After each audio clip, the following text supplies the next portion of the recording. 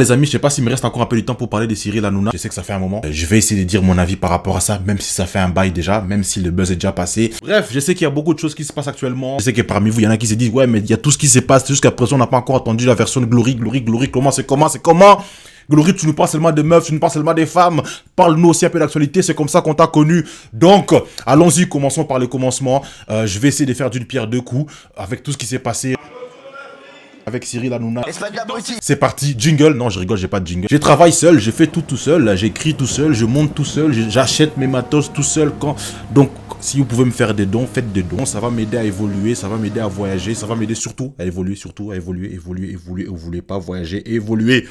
Bref, alors installez-vous calmement, ça risque d'être un peu long, le voyage risque d'être un peu long. On va analyser tout cela avec ma petite touche sauce, humour, supplément, sarcasme. Vous me connaissez déjà assez bien. C'est parti, on se lance, brava.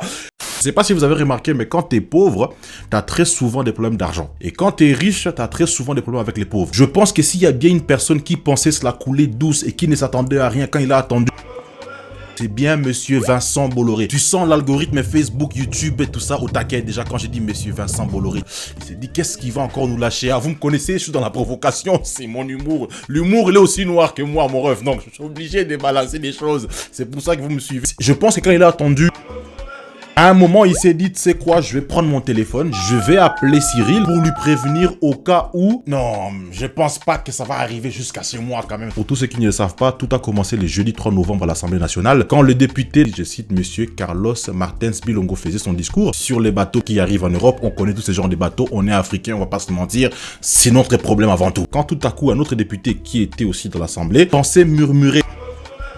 Là, les gars, il s'est rendu compte qu'au fond, il a peut-être murmuré un peu trop fort. Suite à ces cris racistes, le député, monsieur Carlos Martins Bilongo, répondit directement. Pas du tout. Et il continue son discours. C'est violence. Normal, jusqu'à ce que la foule derrière lui s'enflamme. J'ai envie de faire du bruit pour faire du bruit. Et c'est encore moi qui ramasse la teub. Sachant très bien que le cri ne lui était pas destiné, c'est pour cela que vous voyez qu'il a continué son discours. Les gens qui ont un peu suivi les discours et tout ça, à partir du début, vous pouvez comprendre que s'il voulait vraiment s'adresser à monsieur Bilongo, il aurait fait depuis le début, il n'aurait pas attendu. Hein, c'est comme arriver à un spectacle où tu sais qu'il y a un noir qui va se produire, payer la place pour le spectacle, attendre une demi-heure et puis tout à coup crier. Pardon? Si tu es raciste, tu le fais tout de suite. Tu n'attends pas que la personne commence son discours. En gros, il parlait bien évidemment des bateaux avec les migrants, etc. et tout. Pour les personnes qui ont un peu suivi le discours, qui ont un sens de réflexion un peu poussé, vous allez comprendre que les cris n'étaient pas destinés à monsieur Carlos. Mais la foule qui était derrière monsieur Carlos s'est enflammée. Il s'est dit que non, attendez, on tient quelque chose. Là, monsieur Carlos Martin s'est dit, mais attends, je peux pas retourner en Afrique, moi. Il est dit lui-même, il est français. Moi, je suis né en France. Je suis né à Villers-le-Bel. J'habite à Villers-le-Bel. J'ai été en Afrique une semaine en vacances. Je suis français. Voilà, vous l'avez entendu vous-même. Il est né à Villers-le-Bel. Il a vécu toute sa vie en France. Il est parti une semaine en Afrique. Tu le vois comme ça, tu vois directement un Français, un Gaulois. Tu es parti une semaine en Afrique. Ça ne fait pas de lui un Africain pour autant. Moi, ça fait 20 ans que je suis en Belgique. Je me tape des carbonades flamandes. Et on me croit toujours pas quand je dis que je suis flamand. Je sais pas vous, mais quand moi je le vois comme ça, il me fait penser à tout sauf à un député. Il a une tête d'une personne qui ressemble à une personne qu'on connaît tous. Genre, tu connais certainement quelqu'un, un noir qui lui ressemble, c'est sûr. Il a une tête passe-partout comme ça. L'audience a immédiatement été arrêtée. On a commencé à demander à tout le monde qui a écrit ça, qui a fait ça. Et quand ils ont retrouvé les coupables va se défendre en disant... Il parlait dans sa question du bateau de SOS Méditerranée. Il posait la question de savoir ce qu'il fallait faire. Je réponds à ce moment-là qu'il retourne en Afrique, le bateau. Et là, ça change tout, ça change la donne. Parce que, bien évidemment, dire qu'un bateau avec quelques centaines de migrants doit rentrer en Afrique, c'est bien moins raciste que de dire à un Français d'origine africaine de rentrer en Afrique. C'est connu. Je pense que quand il a crié ça dans sa tête, les gars, ils devaient se dire, mais les gars, attendez, je suis pas raciste. Je suis membre du RN. Enfin, c'est ce qu'on fait, non? Et moi, c'est ça qui m'interpelle aussi. La réalité nous choque. La vérité nous choque aujourd'hui. Le gars est un député du RN. Il fait une remarque raciste. C'est pas ce qu'ils font depuis Jean-Marie. Après ça, j'ai acheté une maison de campagne pour permettre à mes enfants de voir des vaches au lieu de voir des arabes. On les connaît pour ça. Ils sont connus pour s'ils ne font plus des trucs racistes, ils font plus des remarques racistes. Mais ils n'ont plus de taf. C'est ça leur taf en vrai. C'est se faire remarquer en étant raciste. Et ça choque encore. Une remarque raciste venant du RN, ça choque. Non, en fait, vous avez pensé que comme ils sont passés du FN au RN, c'est bon, le nom il a changé, le fond aussi il a changé quoi. Parfois je me dis que les gens qui sont choqués, vous le jour où vous allez voir un lion manger de la viande après 2 jours, vous allez vous dire mais je pensais qu'il était vegan, ça fait 2 jours je l'ai plus vu manger de la viande. Et bien évidemment vous comprenez que cette histoire a fait le buzz sur le net, et qui dit buzz sur le net dit Hashuma Hanouna. Ça fait le buzz, je prends, c'est raciste, les racismes, c'est mon domaine, je défends le racisme, il est dit lui-même. Je suis le premier à défendre le racisme ici. Il invite les députés sur son plateau, il commence à papoter, il papote beaucoup, voilà, je suis député, je suis noir, et toi j'ai vécu le racisme, j'ai vécu à Villers-les-Belles, je suis français, je suis né en France, mes parents sont français, mes ancêtres ont combattu pour la France. En gros, Cyril, il a tout simplement voulu faire son taf, sucer le buzz jusqu'à la moelle. Et comme il y avait encore un petit éclair de buzz qui flottait dans les airs, Hashuma, il s'est dit, Hanouna, il s'est dit novembre, il fait son émission où il invite un jeune député, un 2000, les gars. Le député, c'est un 2000. Louis Boyard, vous pouvez regarder. Cyril se dit, c'est un 2000, c'est un 2000, c'est un demeuré. Par faire des TikTok, à parler sur Instagram et faire des lives sur Instagram. Il ne connaît rien de la situation. Je veux l'inviter. Il invite le petit Louis, 2000. Il se dit, il n'a rien vécu, il connaît rien de la vie. Il va venir, je lui donne un petit cachet, il va se taire. Sauf que les 2000, eh ben, ils sont majeurs aujourd'hui, Cyril. Les 2000, ils sont majeurs. Les 2000, ils parlent beaucoup. Les 2000, ils ont la bouche. Louis Boyard, un 2000, Cyril, un 74. Cyril pose la question pour ou contre les migrants qui arrivent en bateau, etc. machin, avec des arguments très convaincants. Moi, pour vous dire la vérité, j'étais conquis. Au début, j'étais pour les migrants qui arrivaient en bateau, sauver les... Après, quand Louis a commencé à prendre la parole, je dis, les gars, il est intéressant. Il a 22 ans, mais il est intéressant. Il aurait eu mon vote. Si j'étais français, je dis que les petits Louis là-bas, la façon dont il a parlé, il aurait eu mon vote. Il m'a séduit. Il s'est dit, je vais commencer à parler, mais on va commencer par le commencement. On va commencer par la source du problème. J'étais tellement conquis que j'ai commencé à comprendre pourquoi est-ce que l'autre député, il avait crié.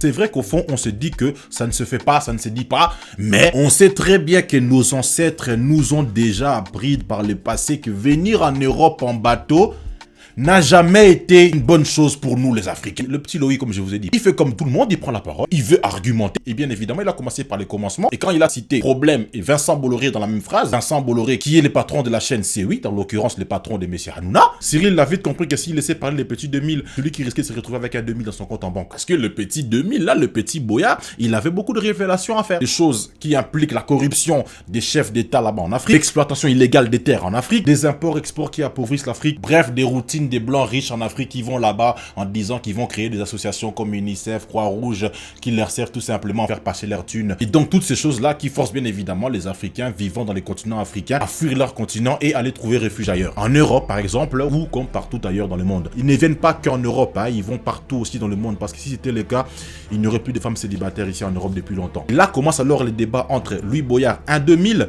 et Cyril Hanouna, un débile, un 74, lapsus. Quand il cite le nom de Vincent Bolloré, les patrons qui payent Cyril, il s'est dit c'est lui ou moi, lui L-O-I-S. Mais comme moi je suis bien payé, ça sera lui L-U-I. Devant tout un plateau, Cyril va commencer à essayer d'intimider les petits. Ça ne fait pas le malin ici. Mais vous savez comment ce sont les Français. Vous savez comment est-ce que les Français ils ont la bouche. Vous savez qu'un Français quand il a un truc à vous dire, il va vous le dire. Le Français, au plus tu lui dis de fermer sa bouche, au plus il va l'ouvrir sa bouche. Et si t'es pas content, il va te dire tout simplement. Casse-toi là, On sent directement le malaise qui commence à s'installer. On demande au public d'applaudir. Ah ouais, c'est ok. Les chroniqueurs qui sont là ferment tous leur bouche aussi parce que ils tiennent bien évidemment à leur cachet. Et comme on leur demande à chaque émission de laisser leurs affaires et leurs yeux dans les vestiaires, ils n'ont bien évidemment rien dit. Sauf une parmi les chroniqueurs qui a quand même essayé un peu de sortir la tête de l'eau, essayer de défendre un peu Cyril et son patron aussi. L'argent que vous avez gagné de Bolloré puisqu'il est sale, est-ce que vous pourriez le donner par exemple pour aider les migrants? Bien sûr. Bravo, bravo. Non, ferme-la, il fallait la fermer parce que ce que tu dis ça n'a aucun sens. Ton argument est aussi débile que de dire à un nouveau vegan, si tu n'aimes pas les laits, pourquoi tu ne rends pas les laits que t'a donné ta maman aux gens qui n'ont pas de maman? Tu vois, ça n'a aucun sens ce que tu dis. Nice try, but no sister. Nah. Cyril qui pensait bien faire, mais là tout ce qu'il a fait c'est mettre lui et son patron dans la sauce. Tout le monde maintenant veut savoir, mais l'histoire là de monsieur Vincent Bolloré, les 150 condamnations et tout ça, il s'agit de quoi? Il aurait juste dû la fermer, en vérité, laisse le gars parler. Liberté d'expression, Cyril, la liberté d'expression. Et encore une fois, tout cela prouve que la liberté d'expression...